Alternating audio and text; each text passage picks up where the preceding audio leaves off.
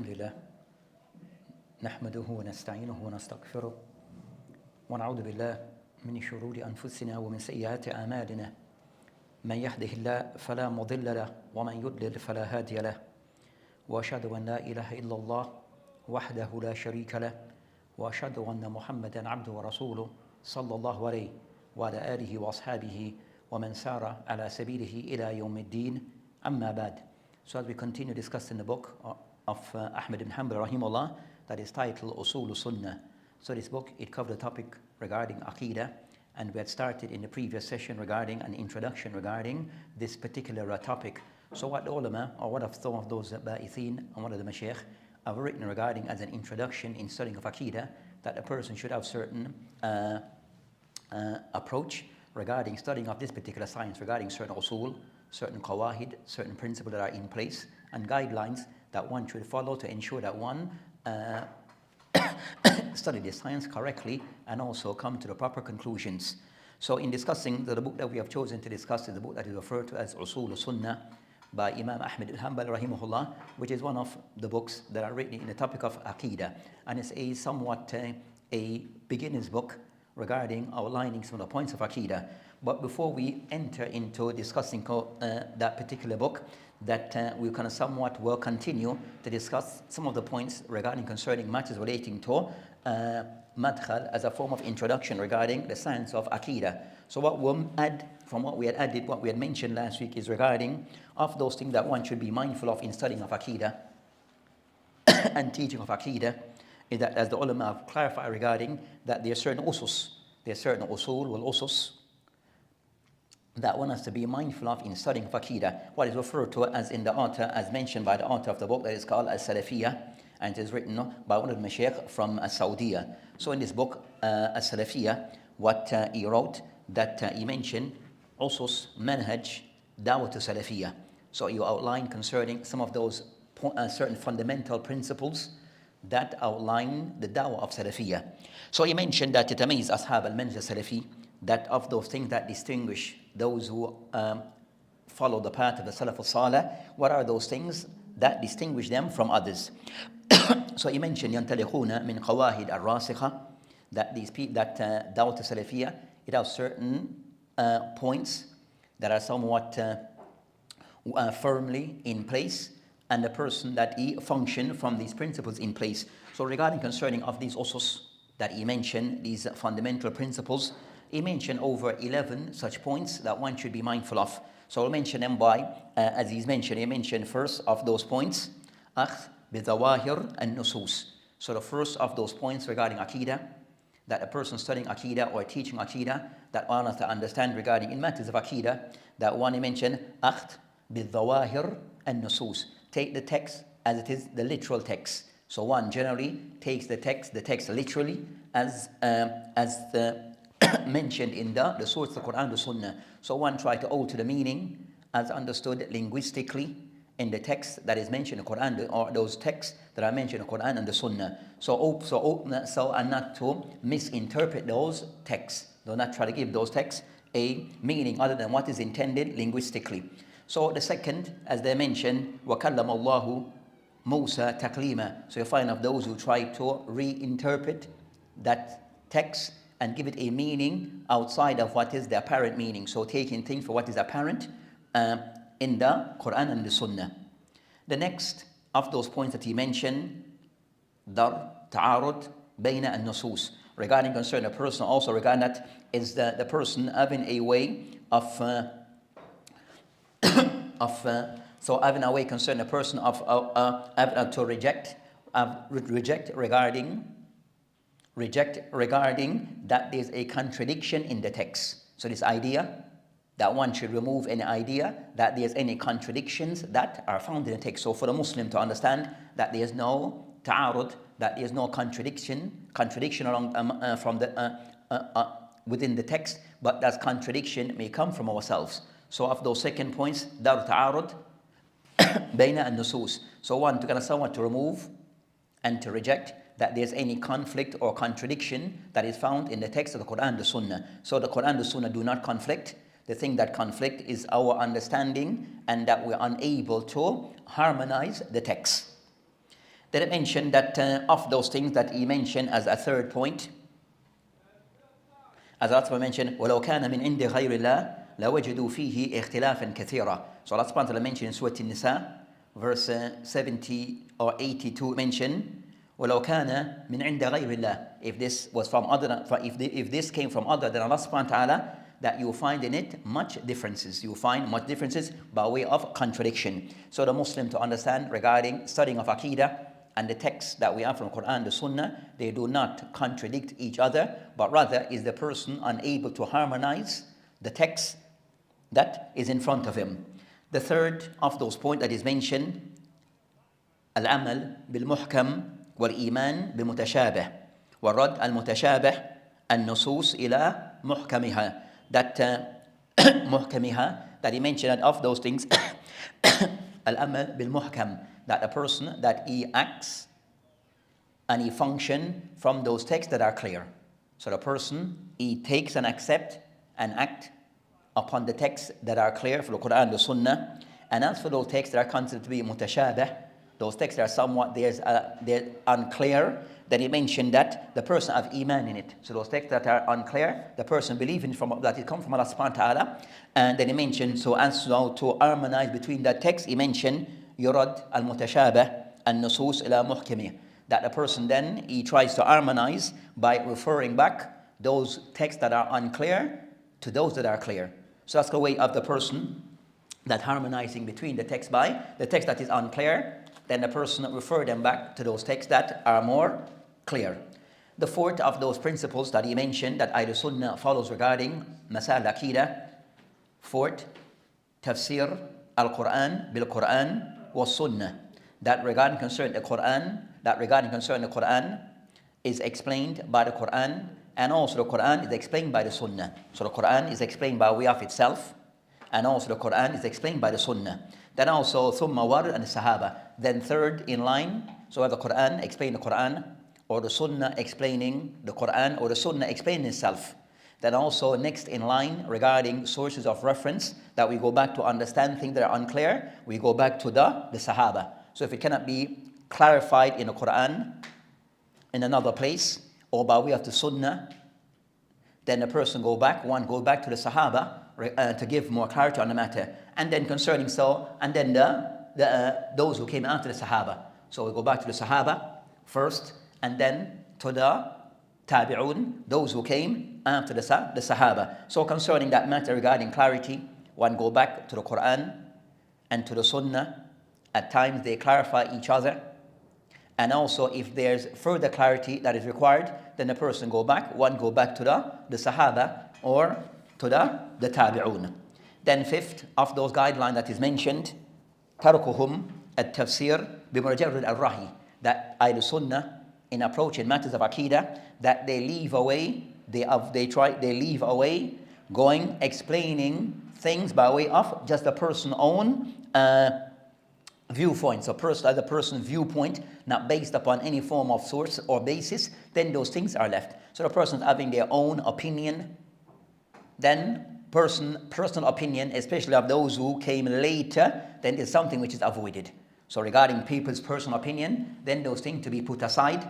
Regarding explaining the text based upon al-rahi, one's own personal opinion, not substantiated by any credible source. So Ibn Taymiyyah rahimahullah mentioned, أما التفسير القرآن, as for explaining the Quran, بمجرد الرحي, by the mere opinion, فلا haram, then it's something which is haram. This is not allowed. So that's concerned of those points regarding, as for explaining the text, then if it's just based upon the person's own personal opinion or view, then that matter needs to be rejected, especially the person is not qualified, especially if the person is not known to be one who's qualified. The sixth of those things that I mentioned regarding those points, اعتمادهم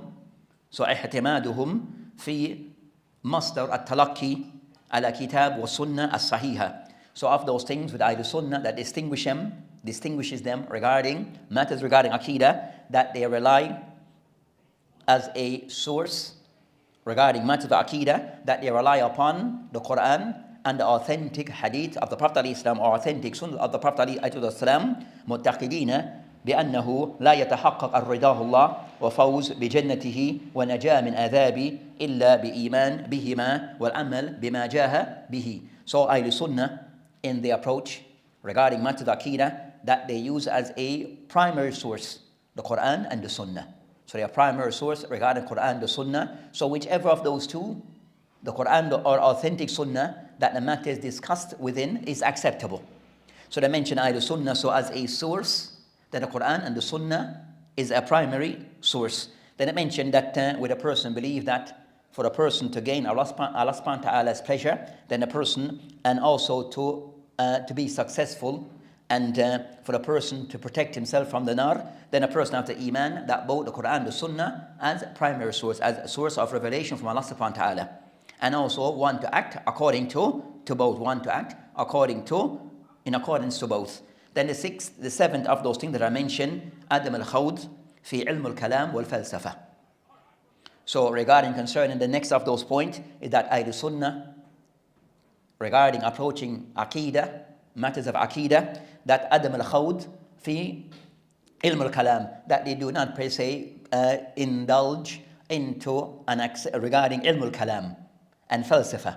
So this type of rhetoric, falsafa, philosophy and the likes, that Ahl Sunnah in matter of Aqidah, this is not of the approach that they follow. They don't use this approach regarding trying to come to conclusion based upon ilm al-kalam or also based upon falsafa. They mention wa-ikhtisar fil bayan wal-fahm al-aqidah, but they rely regarding understanding matters concerning Aqidah, ala ma fi kitab وفي سنة الصحيحة وما استمد منهما. So also that they rely upon the Quran and the Sunnah and those sources that the Quran and the Sunnah give credit. So those sources, the other sources that the Quran and the Sunnah that they give some credit. So that's concerning that Ahl Sunnah, they do not goes in there regarding Aqidah, that they have principle they follow, and of those things they avoid things that are distractions and things of misguidance, which is ilm al-kalam and also falsafa. Then also they mention eighth, that the Shaykh mentioned, وَثَامِنْ احتجاج بالسنة في العقيدة ومن ذلك خبر أحد. So of those things regarding Ahl Sunnah, regarding of the principle they follow, that Ahl Sunnah regarding Aqidah, that احتجاج بالسنة, that they rely upon the Sunnah الثابتة, that is authentic in matters of Aqidah, even if those ahadith are ahad. So what they say, they do not make a distinction regarding acceptance, that they only restrict themselves to ahad, ahadith mutawatir. Rather, they accept if any hadith, as long as the hadith it is authentic. So ihtijaj, that they accept as a source the sunnah in matters of aqidah, even if those ahadith that have come to us have been transmitted to us, that they are considered to be ahad. They mention وَهَذِي مِنْ قَوَائِدِ الْقُبْرَى فِي مَنْجَ سَلَفٍ. And this is one of the distinguishing significant principles of Ahl Sunnah compared to Ahl Bidah, as they, Ahl Bidah, that they have qualms regarding ahadith al-ahad. Then he mentioned regarding concern, the next of those points will be the ninth point he mentioned, al-jam' al-nusus waridat fi al-masat al-mu'ayyana, that Ahl Sunnah wal Jama'a regarding that they gather all the nusus that they're able on a particular masala. So any point that is being discussed, any masala, any issue being discussed, then it's to gather all the texts on that masala from the Quran or from the Sunnah, and then the person then come to a final conclusion. So not to accept some of the texts and to reject other of the texts, but rather Ahl Sunnah accept all the texts as being like a puzzle, and then they come to a final conclusion. So that's concerning Ahl Sunnah regarding this matter. As for Ahl Bidah wal Ahwa, Adam al-Iqtisar, that they cannot, that Ahl Sunnah do not per se accept some and reject part of the text, but rather they gather all the text contrary to the way of Ahl Bidah wal Ahwa. Another of the points of Ahl Sunnah wal Jama'ah, that is the 10th of these points, al-iltizam, al-adl wal-insaf, ma mukhalifihim. So of the points also that distinguish Ahl Sunnah from others is that Ahl Sunnah, iltizam, al-adl wal-insaf, that Ahl Sunnah, that they hold to being fair and just towards others, even those that have mukhalafat, even those that contradict the madhab of Ahl Sunnah. So concerning those people who go against the madhab of Ahl Sunnah, that they have deviation, or they have contradiction, or they have things that are not in line with Ahl Sunnah, that Ahl Sunnah regarding dealing with them and treating them and passing judgment on them, they follow the path of iltizam, al-adl wal-ihsan, al-insaf, that they try to be as just and as fair as possible towards those who contradict Islam. So that's concerning, and they mentioned here, he has points regarding these people who contradict Ahl Sunnah. He mentioned that they fall into two general broad categories, al-kufr wa inad. Of those people of al-kufr wa inad, those people who are the disbelievers and those who are the rejectors. فَأَهُلَا يُجَاهِدُونَهُمْ وَيَكْشِفُونَ بَاطِلُهُمْ. That those people, that the people of kufr wal inad, the people of disbelief and rejection, that those people that they are refuted, and one go against them regarding clarifying their misguidance. So if we clarify their misguidance, then this is of those things expected as a form of refuting of al-kufr wal udwan. Then a second group of people regarding those which are considered al-bidah wal isyan, of people who are said to be from al-Islam, but they have with them al-bidah, and also they have with them ma'asi. So amongst the Muslims who may have bidah wal ma'asi, regarding of people that how to deal, they mention فَأَهُلَا يُرَدُّونَ مَا هُمْ عَلَيْهِ مِنَ الْبِدَةِ wal ma'asi, that one is to refute and to clarify their bidah and their ma'asi, يبينون ما فيه من الضلال والمخالفة لمذهب أهل السنة. So to clarify to the mass and to others the misguidance and that those people carry them, that goes against Ahl Sunnah. So Ahl Bidah wa Ahl Ma'asi, that their sins and their misguidance is to be clarified to the masses, is to be clarified regarding that. And I mentioned وَمَنْ كَانَ دَاعِيًا, as for the one who's a da'i, the one who's a caller, إِلَى بِدَتِهِ, and he's inviting others to his bidah. فَالْمَوْقِفْ مِنْهُ, as for the position to be taken regarding him, يَشْتَدْ حَسْبْ خطورة المقال مقالة الدالة, that one concerns that one would deal with him in a severe way according to his level of misguidance, regarding kind of the view that he owes and his level of misguidance. So that's concerning التي أتى بها. So Ahl Sunnah, that they treat regarding concerning people fair and just, and they refute Ahl Bidah wal Ahwa accordingly. They refute them accordingly. Then the last of those points that they mentioned, Hadi Ashar, the 11th of those points, لا يتعصبون لشخص إلا لرسول الله صلى الله عليه وسلم, that Ahl Sunnah, there are distinguishing features, that they do not have ta'assub, they do not per se have this fanatic approach and towards a single person except for the Prophet Islam. Regarding concerning, in a sense I mentioned, وَعِنْدَهُمْ أَنَّ كُلَّ أَحَدْ يَأْخُذْ مِنْ قَوْلِهِ وَيُتْرَكْ إِلَّا الْهَادِ الْبَشِيرِ عَلَيْهِ الصَّلَاةُ وَالسَّلَامُ. So Ahl Sunnah approach regarding any individual, where the person said to be an imam, an alim, al-allama, a sheikh, that they have ta'assub, they are not per se have this fanatic attitude towards a single person, based upon that everyone can be correct and also be incorrect. So they mentioned that, and everyone you can take from what you take from that which is correct, and also you leave away those things that is from him that is not correct. After the Prophet Islam, everything from him is correct. So Ahl Sunnah لا يتعصبون, they don't have this ta'assub, this blind following of any particular, a single person, except for the regarding anyone who's a follower for the Prophet Islam. So Ahl Sunnah, so regarding concerning, as they mentioned, one do not hold this particular sheikh or this particular alim or this imam to be everything that he says or every view that he holds, that I have to agree with him. So Ahl Sunnah, they measure what is said from anyone to the kalam of regarding concerning how does it weigh up with the kalam of the Prophet ﷺ. If it's acceptable in line with the Quran and Sunnah, is accepted, and if it is not, then it is rejected. So that's concerning of those points regarding Ahl Sunnah wal Jama'ah. So those are 11 of those distinguishing features regarding Ahl Sunnah wal Jama'ah. As mentioned, the book that is called As-Salafiyya, and the author of this book, that his name is Shaykh al-Ustadh al-Dr. Sulaiman ibn Abdullah ibn Hamoud Aba Khayl.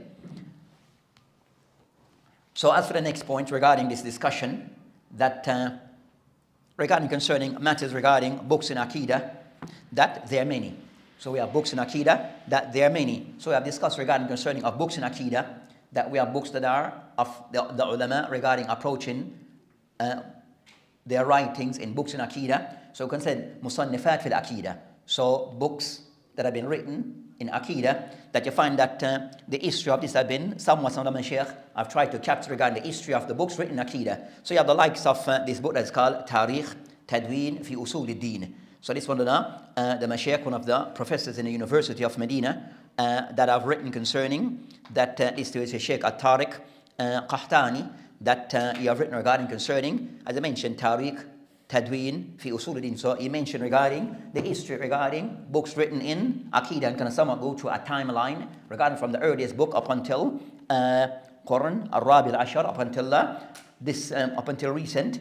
Then also you find before him that Sheikh Abdul Salam Ibn Burjis Abdul Karim Rahimahullah, that also have written this book that is called as Tariq Tadween Aqidah As-Salafiyah. So he also, the Sheikh who passed away at a young age, that Sheikh Abdul Salam Rahimahullah, that Ibn Burjis, that of those Mashaykh of Salafiyah, that was known, so of those contribution, that of his writings, that he wrote this book, Tariq Tadween Aqidah As-Salafiyah, that gives some timeline regarding some of the works in Aqidah. So in studying, to get the person have an understand regarding of the efforts of the ulama in writing and recording regarding the Aqidah of the Salaf al-Salih. So many works have been done, and as we had mentioned in previous regarding that sometime a person might challenge regarding this particular book, regarding, for example, the book of Sabuni or any others, that a person may challenge a particular book regarding one of the books of As-Sunnah. Is this book the book of that particular order, author? We said it's not. There's many books. So the Aqidah of As-Sunnah, it is not built upon one single book. So it is not built upon one single book. For example, as mentioned, Barahari and his book, is that book from him, or another book, such and such book? We said that's not. There's many books regarding that capture the Aqidah of As-Sunnah wal Jama'ah. So we have books that mutawwalat, that books that goes into, it said not several volumes or larger size. Some of those largest of those books, you might find some of those books that are considered to be, so you have mutawwalat, that goes into detail. We have those books that are musnada, books that are written that have isnad, of those that have isnad regarding every view that is mentioned of the Salaf, it is mentioned with the isnad. And of those work, regarding concern of those work, the work of Ibn Khuzaymah in his book Kitab al-Tawheed, also Al-Ibana Al-Sughra, Al-Kubra by Ibn Battah, and others. So also the book of Ibn Abi Asim that is called As-Sunnah. So these books, that you will find that in these books that there's isnad to every qawl, and those books are books of the Sunnah, and they come in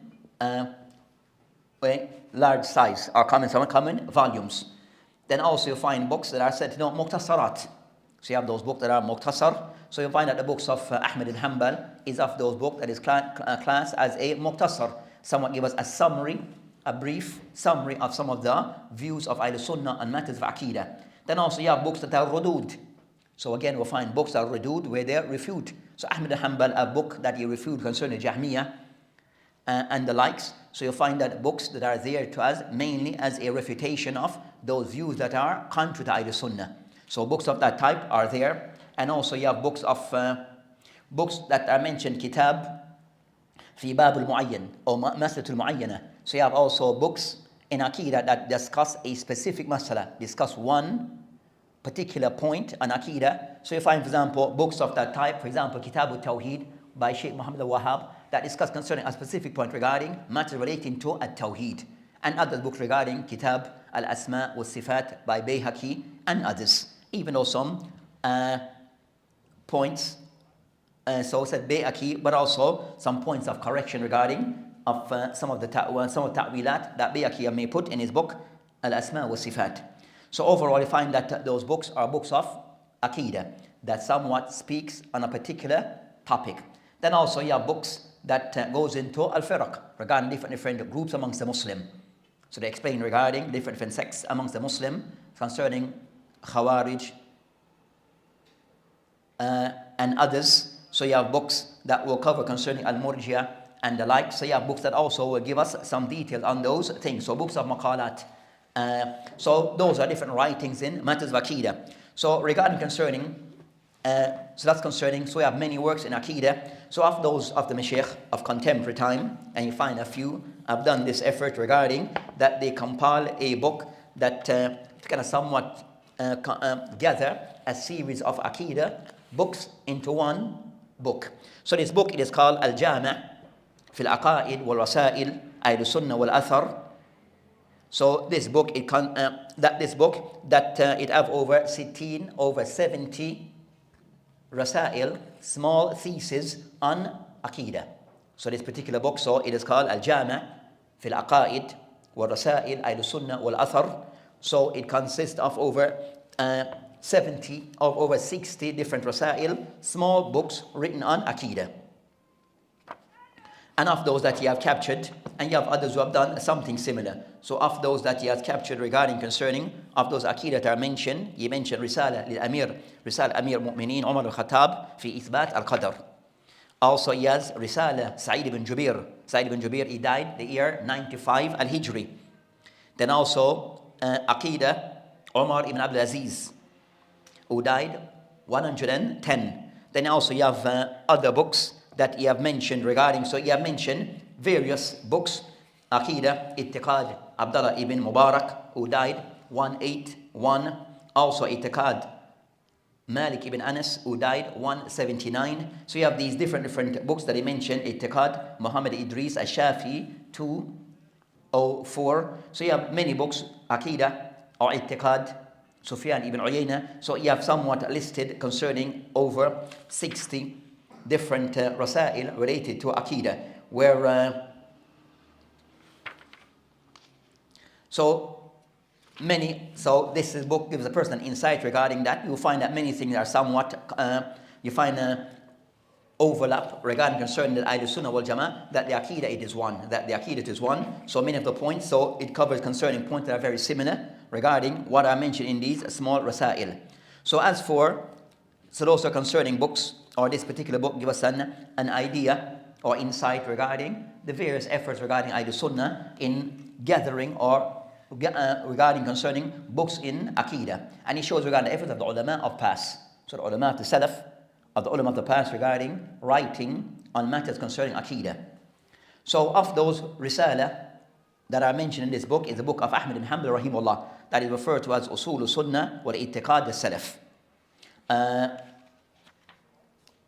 Or Risala Usul Sunnah, as I mentioned regarding that Ahmad ibn Hanbal rahimahullah, that regarding concern, so he mentioned that Ahmad rahimahullah, that there's several Rasail that relates that that you have gathered for Ahmad ibn Hanbal. So Ahmad ibn Hanbal rahimahullah, he has several Rasail regarding Ahmad ibn Hanbal. The first he mentioned Al-I'tiqad li Abi Abdullah Ahmad ibn Hanbal, or Ahmad ibn Muhammad ibn Hanbal al-Shaybani, who died 241. So that's concerning a Rasail, that's about 1.5 page. So this Rasail is about 1.5 page, or just regarding that Ahmad ibn Hanbal, or just over a page, that clarify regarding is Aqidah. So that's one of the Rasail. Then you have Usul Sunnah. That's the one that is the more common one, which is the one of Abdus ibn Malik Attar, that mentioned in this one close to 50 points on Aqidah. He mentioned that in bullet points, over 50 bullet points regarding Aqidah, and also find others, Usul Sunnah, Ruwayat al-Musaddad, that so you find many or several of Usul Sunnah that has been transmitted by Ahmad ibn Hanbal rahimahullah. So as for the one that we'll be studying, so we'll be studying concerning Usul Sunnah, but as for what we'll discuss is regarding concerning matters relating to the life of Ahmad ibn Hanbal. So discussing concerning matters that relates to the life of Ahmad ibn Hanbal rahimahullah ta'ala. So as for Ahmad ibn Hanbal rahimahullah, Al-Dhahabi rahimahullah, in his book Siyar al-Alam al-Nubala, when he mentioned Ahmad ibn Hanbal by way of his name called, we won't mention his name in full. We'll mention that his name is mentioned, فَهُوَ Imam al-Haqq. Imam wa Imam al-Haqqan, that is the Imam rightfully, Shaykh al-Islam, Sidqan, that is the Sheikh of Islam, in truth. Abu Abdullah, that is his kunya. Abu Abdullah is his kunya. As for his name, Ahmed ibn Muhammad, ibn Hanbal, ibn Hilal, ibn Asad, ibn Idris, ibn Abdullah, ibn Hayyan, ibn Abdullah, ibn Anas, ibn Auf, until the end of it. So he mentioned concerning Ahmed ibn Hanbal rahimahullah, his full name. So his name will be in short Ahmed ibn Muhammad ibn Hanbal ibn Hilal ibn Hasad ibn Idris ibn Abdullah, and his Marwazi, and they mention Shaybani, Marwazi, Thumma Baghdadi. Marwazi, that he was from that city of Marwaz, then Thumma Baghdadi, then to the city of Baghdad. Is Ahad A'immat al-Alam. They mention one of the A'imma, one of the renowned A'imma. Then they mention Ulidat Sana, that he was born the year 164 al-Hijri. So 164 al-Hijri. And when he was born, that he was born as a yatim, as an orphan. He born as an orphan. It is stated that his father at the age of 30, he died. So his father was only at the age of, was 30 years old when he died. And then that he was left with the care. So while his mom was still pregnant, so his father died while he was in pregnancy, being carried by his mother, where his father died. And they were from the city of so that's concerning that his mom, that she was pregnant. Then it mentioned regarding Ahmed rahimahullah that he had moved from Al-Mar, حيث ولدت, then إلى البصرة. Then also he moved and went to Kufa, ثم Baghdad. So he can somewhat move around, Ahmed ibn Hanbal rahimahullah. So Ahmed rahimahullah, of those who was born as an orphan without his father. As for his shuyukh, that they mention many of his shuyukh, they mention many of his shuyukh. So of those that they mention that he has many shuyukh, of the more famous of them, minhum Sufyan ibn Uyayna, Waqi' ibn Jarrah, Qadi Abu Yusuf, Sahib Abu Hanifa. So Qadi Abu Yusuf, Sahib Abu Hanifa. So Ahmad Hamd rahimullah, that he studied under Abu Yusuf, who was one of the companions of Abu Hanifa rahimullah. Also of his teachers, of his shuyukh, Abdul Rahman ibn Mahdi. Also Muhammad ibn Idris al-Shafi'i, Abdul Razak al-San'ani, Qutayba ibn Sa'id, Ali ibn Madini, Yahya ibn Sa'id Qahtan, Abu Bakr ibn Abi Shaybah, and others. And also they mentioned Ibn Mubarak. So he had mentioned, Ahmed rahimullah, that he has many famous teachers. So he mentioned Sufyan ibn Uyayna, Waqi' ibn Jarrah, Abu Yusuf, Abdul Rahman ibn Mahdi, Muhammad ibn Idris al-Shafi'i, Abdul Razak al-San'ani, Qutayba ibn Sa'id, Ali ibn Madini, Yahya ibn Sa'id Qahtan, Abu Bakr ibn Abi Shaybah, and others. So those names that are mentioned are some of the ulama kibar, especially concerning ilm al-hadith. So of those names that are mentioned are some of the ulama al-kibar, in particular ilm al-hadith. So they mentioned that of the imam, of those ones concerning Waqi' ibn Jarrah, Abdul Rahman ibn Mahdi. So those of the A'immat al-Kibar, Sufyan ibn Uyayna, and the likes, A'immat al-Kibar. Then they mentioned Ahmad Hanbal rahimullah, that he did not, regarding concerning that his family life, that Ahmad rahimullah, that did not get married until after the age of 40. So Ahmad rahimullah, that delayed getting married, if you want to, so he got married at the age of 40. And he had several children, amongst them Saleh, also Abdullah,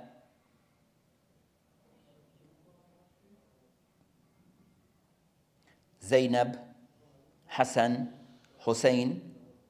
They were twins.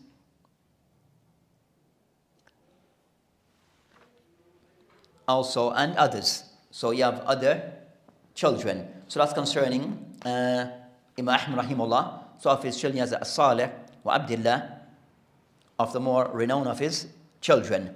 Then as for some of his students,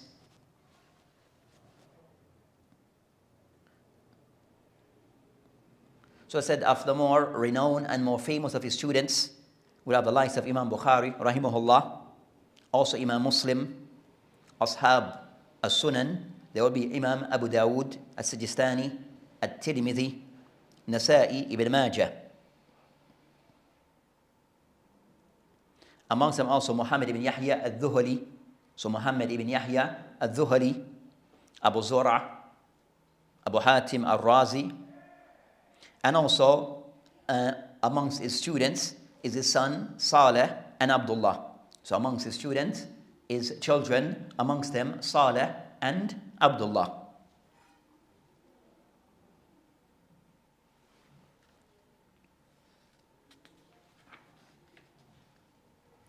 As for what is said regarding Ahmad ibn Hanbal, are some of the aqwal of the ulama pertaining to Ahmad ibn Hanbal. So what have been mentioned by some of the ulama regarding Ahmad ibn Hanbal.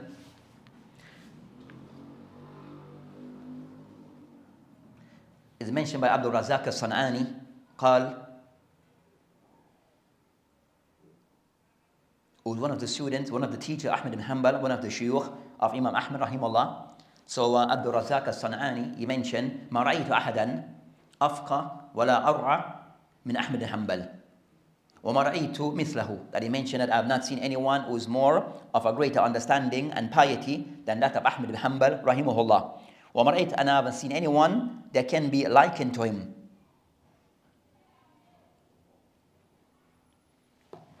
Also, it is mentioned that Qutaybah ibn Sa'id, one of his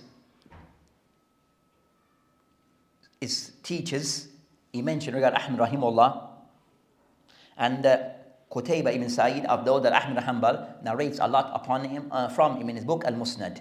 So in his book Al-Musnad, he narrates upon him a lot. قال خيري آل زماننا, the best of the people of our time, Ibn Mubarak. ثم هذا شاب, then that young boy, that young man. فقال له أبو بكر الرازي, so someone asked him, Abu Bakr al-Razi, من شاب, who is this young person you speaking of? فقال أحمد ibn Hanbal. قال أحمد ibn Hanbal.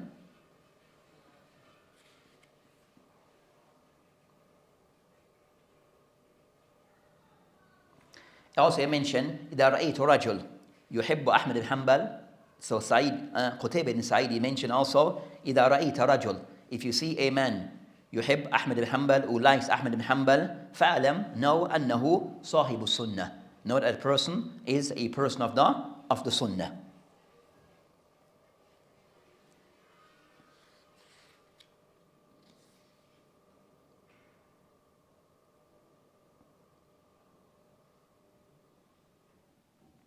Is mentioned by Ishaq ibn Rahuya.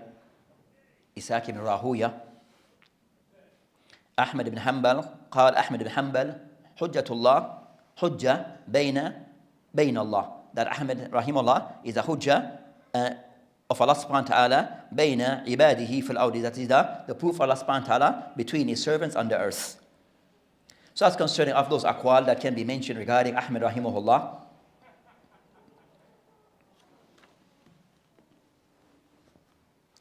So of those things, and many statements can be said about Ahmad rahimahullah. Of those things that Ahmad rahimahullah, of the ulama that went through a fitna. So regarding concerning Ahmad al-Hanbal, of Ahmad, of those who went through the challenges that many of the ulama that they face. So Ahmad rahimahullah, that went through certain fitna during his time. So, and that the fitna regarding concern they mentioned regarding matters relating to khalq al-Quran. Mentioned regarding khalq al-Quran.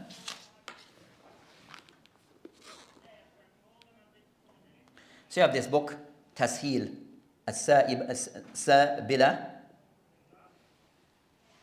regarding concerning of the ulama of the Hanabila. And they mentioned regarding certain matters regarding Ahmad ibn Hanbal rahimahullah, and regarding of his fitna that he experienced. So I think they mentioned regarding Ahmad ibn Hanbal that he faces fitna, they call al-mihna. So the mihna of Ahmad ibn Hanbal, where he faced these trials that he faced, where it said a trial they started that with the Khalifa then, Ma'mun. So Ma'mun was the Khalifa then, the Muslim, and somewhat have adopted the idea regarding Khalq al-Quran. So the Khalifa then, Ma'mun, that have adopted the idea regarding Khalq al-Quran, the Quran, it is created. So what he did, they mentioned that the people were generally upon the way of the Salaf al-Salih, but then they had this idea regarding that contradict what was established and known amongst the Muslims regarding Quran, Kalamullah, that the Quran is the speech of Allah subhanahu wa ta'ala. So this new idea that they want to introduce and to force upon the people, but then that idea was of the idea of a view taken by the head of state.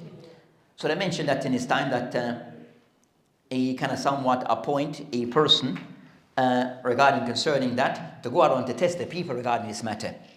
So regarding concerning that he kind of somewhat as the head of the state that had individual that he mentioned that Mahmoud, that he had a person that was called Ishaq ibn Ibrahim Sahib al-Shurta. So Ishaq ibn Ibrahim, the person like that, the short of the person concerning the security and the police, that he told him to go around and test the people, imtahin al-nas, to go around to test the people regarding this matter regarding Khalq al-Quran, and the people regarding the ulama. So he wanted this person, Ishaq ibn Ibrahim, who was then the person in charge of security, to go and to check and to test the people regarding the matter of Khalq al-Quran. So it mentioned that so it is mentioned by Saleh that mentioned, so it mentioned regarding concern that As-Saleh, that this test came upon the people regarding this matter. So it is stated by Saleh that he mentioned that قال صالح ibn Ahmed, which is the son of Ahmed ibn قال صالح ibn Ahmed ثم امتحن القوم, that the people were tested فوجه من امتنع إلى الحبس, where the ones who rejected that view, then they were placed in prison, they were imprisoned. فأجاب قوم جميعا إلا أربعة, so many people responded, where they don't understand, if you did not give the answer, then you'll be imprisoned. So they mentioned that many people responded or in agreement with the state, except for 4 that openly rejected this view. Then they mentioned, who are those 4? Abi, who's Ahmad ibn Hanbal. The second, Muhammad ibn Nuh. The third, Ubaidullah ibn Omar Qarariri. So the third, Ubaidullah ibn Omar Qarariri. Then I mentioned the 4th being Hassan ibn Hamad. Hassan ibn Hamad. So these are the 4 when I mentioned that did not respond initially. Then I mentioned ثم أجاب Ubaidullah. So eventually Ubaidullah, of the 4, Ubaidullah, he succumbed and he gave the answer that they wanted. And also Hassan ibn Hamad. And also Hassan ibn Hamad, also he gave the response that they wanted. So leave Omi, so left behind Ahmad ibn Hanbal, and also Muhammad ibn Noah. So those are the 2 who still objected and refused to succumb to this view that were being imposed upon them. So they were like put in shackles, or they were imprisoned and chained regarding this matter. Then I mentioned, eventually it mentioned وَأَمَّا مَا جَرَّ لَهُ بَعْدَ الْمَحْمُونَ, that the matter can somewhat continue close to the type of Mahmud until eventually at Muhammad ibn Noah, that he died. So Muhammad ibn Noah, that he died, but he died upon that view. He died upon that view and didn't per se succumb to that imposed view that they wanted him to agree with. So Ahmad ibn Hanbal was the only one that still remained upon this, rejecting this view. So they mentioned that eventually Mahmud, that he died. Ahmed, then the one who succeeded him was Mu'tasim. So the one who succeeded Ahmed was Mu'tasim. So he became the next leader after. Then Mu'tasim also upon the same thing. Now he was on the same thing regarding concerning Ahmed ibn Hanbal. And he had like the chief judge then was a person called Ahmed ibn Abi Du'ad. Ahmed ibn Du'ad, he was the chief judge regarding that, wanting to ensure that the people were upon this view. And so they mentioned Ahmed ibn Hanbal, he was imprisoned, he was flogged, he was beaten, and the likes. Then to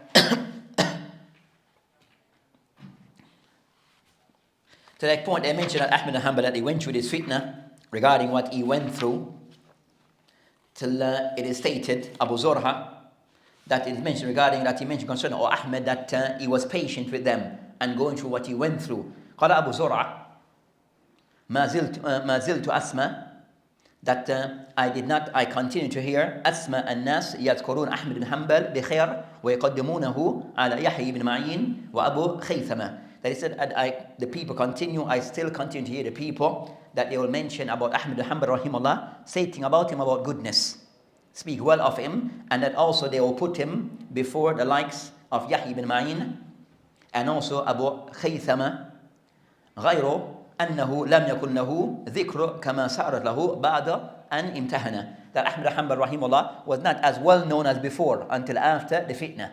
So Ahmad bin Hanbal was not per se well known, but after the fitna he became even more, he become famous.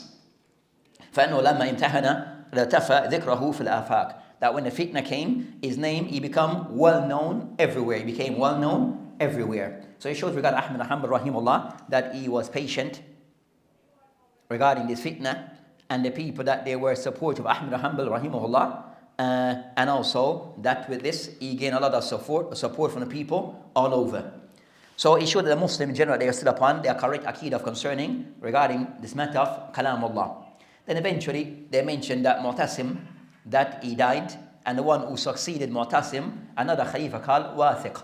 So Al-Wathiq, then he succeeded as being the Khalifa of the Muslim. And again, that Ibn Abi Duhad, he mentioned to that Ahmad bin Hanbal that we should not punish him any further, won't do anything.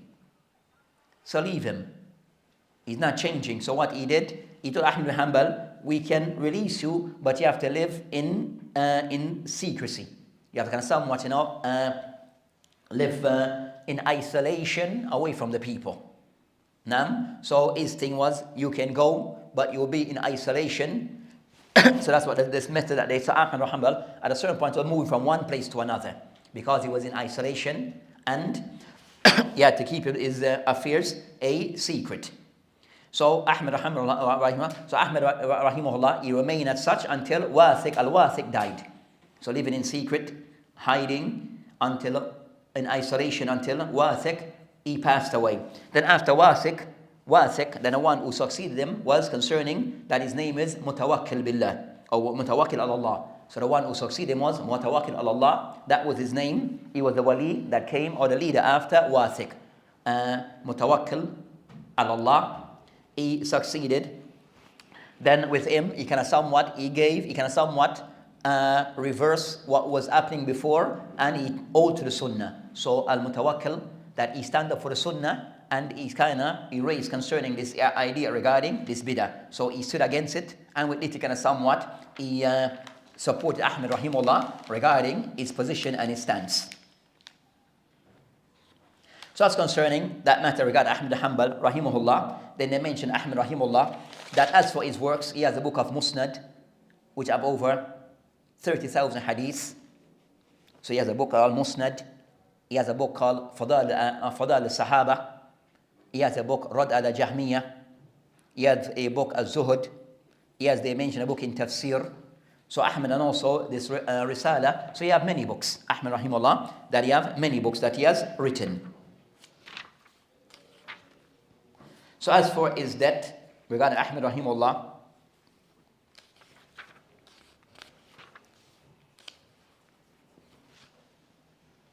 that he lived to be 77 years. He died in the month of Rabi al-Awwal in the year 241. The year 241. So Ahmad rahimahullah died 241 al-Hijri. And said Ahmad rahimahullah that as for Ahmad rahimahullah, that he said to be one of the ulama of who represent As-Sunnah wal Jama'ah during the time of the fitna. So he's referred to as Imam Ahmed, Imam Ahl-Sunnah wal Jama'ah. So Ahmed rahimahullah, of his title, that is referred to as Imam Ahl-Sunnah wal Jama'ah, based upon that the position that he stood against concerning that idea regarding this bid'ah of Khalq al-Quran. So he stood against those who wanted to impose upon a Muslim. So he referred to as the Imam of Ahl-Sunnah wal Jama'ah. Also Ahmed rahimahullah is said to be also one of the Imam in matters concerning of the fiqh of concerning the madhab al-arba. So also one of the last of the four madhab al-arba that we still have until today, even though there were others. But of those madhahib al-fiqhiyya that still continue today is the madhab of Ahmad ibn Hanbal, and he said to be he said to be of the founder of that madhab. So it's attributed to him regarding the madhab of the Hanabila that goes back to Imam Ahmad rahimahullah. Also he has books that are written on his behalf that are called rasail, that are called su'alat, where people ask him questions and they record his answers on various matters. Many of those are now, some of those are in print. So that's concerning in brief regarding Imam Ahmad rahimahullah. As for the book to be studied, would be this book, as we had mentioned, Usul Sunnah. So referred to as Usul Sunnah. You have many prints. This is one of the prints that are there. With this book, you find many of the ulama or mashaykh of our time, contemporary, have given interest in explaining this book. So you have many explanations that are there. Of those, you have Sheikh Falah ibn Ismail, one of the mashaykh from Kuwait, rahimahullah, who passed away several years ago. You have an explanation. Also, we have Sheikh Sa'ad al-Shitri, also have an explanation. We have of the explanation that are there, that majmu'. We have Sheikh Ahmed ibn Yahya al-Najmi of an explanation. Sheikh Zayn ibn Muhammad al-Madkhali of an explanation of this book. Rabi'a ibn Hadi al-Madkhali also of an explanation. Also Ubaidullah al-Jabiri also of an explanation. And also we have others. We have al-Raslan, who also from the Mashaykh of Misr, also of a explanation that goes into 2 volumes, and others. So you have others that have explanation of this book. The one that will be so you have many who have explanation of this particular book that is referred to as of the Usul Sunnah by Imam Ahmad rahimahullah, and this is the one of Abdus. So this is the print of Abdus ibn Malik Attar. Abdus ibn Malik ibn Attar. This is the riwayat that we'll be reading from. So as for what is contained in this book, the masalid contains that first, the book is started like a muqaddimah, an introduction, where Ahmad rahimahullah, he discussed concerning the importance of holding to the madhab of the Sahaba and their understanding, leaving away al-bid'ah, and also clarifying that bid'ah, every form of bid'ah is misguidance. Also for a person to leave away khusumat, getting into dispute and quarrel regarding, and also sitting with the people of bid'ah. Also he discussed in this rasail that he discussed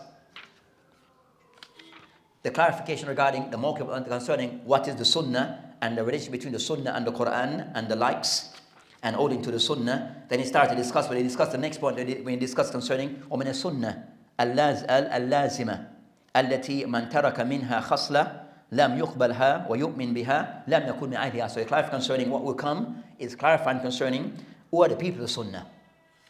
And the one who leaves away these things, then he's not from the people of the Sunnah. So clarifying concerning when a person is said to be from Ahl-Sunnah and when a person is said to be not from Ahl-Sunnah because of certain. So he clarified that point. Then he mentioned matter regarding Iman bil-Qadr. He discussed concerning matter regarding al-Ru'ya of Allah subhanahu wa ta'ala Yawm al-Qiyamah. Also he discussed in this risala matter regarding al-Mizan, matters regarding al-Hawd, matters regarding Adhab al-Qabr, matter regarding concerning Iman bil Masih ad-Dajjal, also matter regarding Isa ibn Maryam, Nuzuli, regarding his Nuzul, also matter regarding al-Iman, Qawla amr wa yazid wa yunqus, clarifying concerning the position of Ahl-Sunnah regarding what is said to be the reality of Iman. He discussed concerning Sahaba, regarding concerning Afdal al-Nas, regarding concerning who are the Sahaba, also matter regarding as-Sama wa Taha, li-Aimah wa Amir al-Mu'minin, regarding also to hear and to obey those in authority, whether they are said to be righteous or unrighteous, and also their huquq. He discussed the matter regarding their huquq, the thing that they are deserving. Also he discussed Ahl al-Kaba'ir, Also, he discussed concerning man intaqasa, the one who attack any of the companions or belittle any of the companions. What is the position regarding them? Also discussed concerning nifaq, what is nifaq, and how to be looked at. And also, so those are the things then of the things that he covers in this particular risala. So, of the main points that will cover over that is contained in this book, that covers some of the main points regarding matters concerning Aqidah. So the next session will be now discussing regarding these points one by one. So that inshallah ta'ala will end for today and continue next week. وبالله تعالى توفيق وهذه السبيل ولا آخر دعوانا الحمد لله. السلام عليكم ورحمة الله وبركاته.